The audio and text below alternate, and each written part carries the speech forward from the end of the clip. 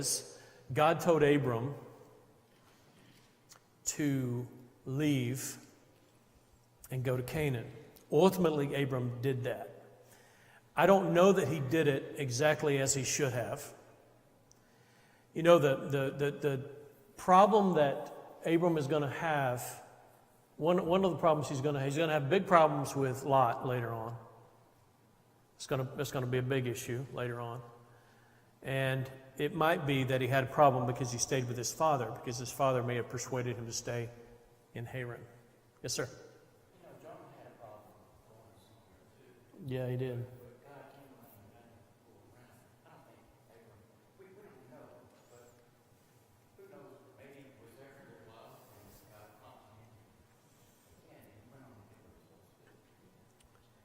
Yeah. You know he did. Ultimately. Yeah.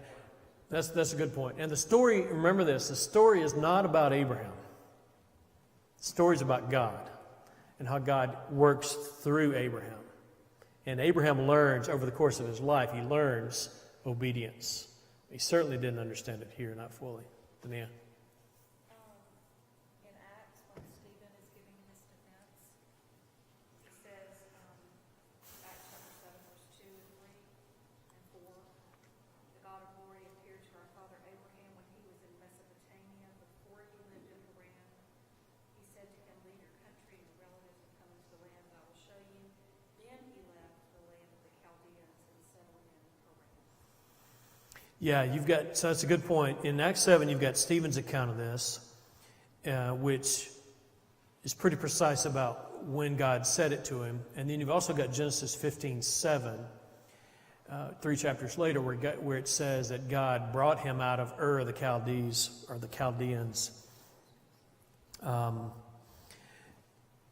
So I do think, before we stop, I do think it's important, and these comments help us to get to this point, it's important for us to remember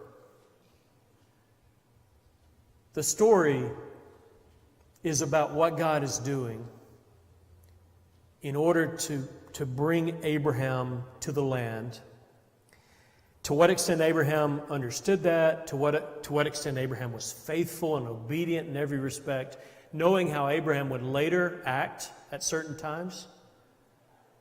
It's certainly not a stretch to say, hey, Abraham, his obedience was start and stop, and stopped in Haran, probably should have kept going. We don't know exactly. And to be honest, we probably shouldn't talk about it too much, because the Bible doesn't satisfy all those answers for us. It just tells us what happened, you know. And so I think that's important. Yes, ma'am. No idea. No idea. Anybody know? You could probably look it up. I don't know. Marcus' question is, how far is it from, like from, as the crow flies, so to speak, from Ur over to the land? Does anybody know? I'm sure you could look it up on your phone right quickly. It's a good question. It's not as, I don't think it's as far as we think.